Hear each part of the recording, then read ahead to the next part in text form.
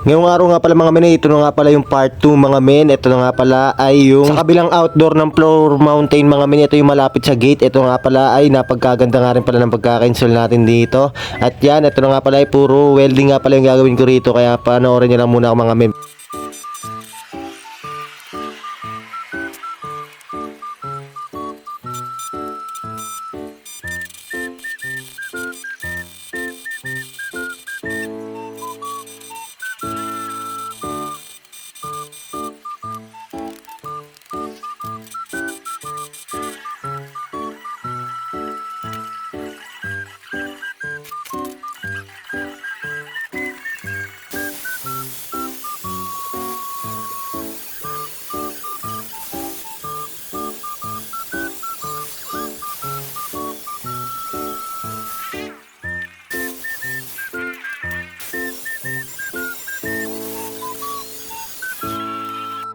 Bali sa part na to mga men, hindi ko pa nga natatapos yung itong ginagawa kong bracket. Ay may dumating na naman na project mga men. At ito nga pala ay pinapagawa na naman ni Jamel. Bali yan nga pala yung ilalagay ko sa indoor. Bali yung nandun sa may loob nga pala ay nagagawa ng bracket. Kasi may masyadong mababa mga men. Kaya yun sabi ko sa kanya, sige antayin mo na lang ako doon. At dumako na nga tayo dito mga men sa may pinaka-last na lalagay natin na pampatibay. Ayan, lalagyan na nga lang pala natin yan dyan. At yun, panoorin nyo ako ulit mag-welding.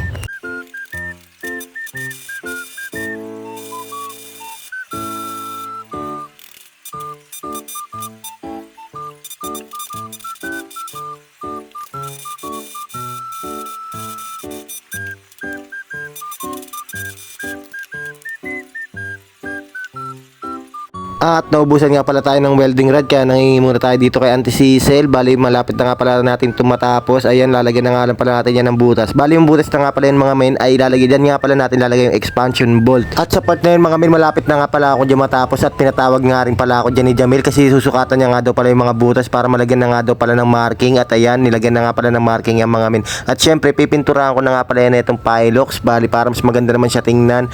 At yan, bali yung Pilox nga pala yung mga men ay paubos na nga din pala, kaya yun, yan onti nga lang pala yung nailagay natin dyan. Tapos syempre bibili tayo ng mas bago pa mga men. Habang nagpipintura nga pala tayo dyan, ayun, nandito naman pala si Jamil nagbubutas ng ating para sa expansion bolt. Ayan nga pala siya, napagkasipag nga pala dyan ni Jamil mga men.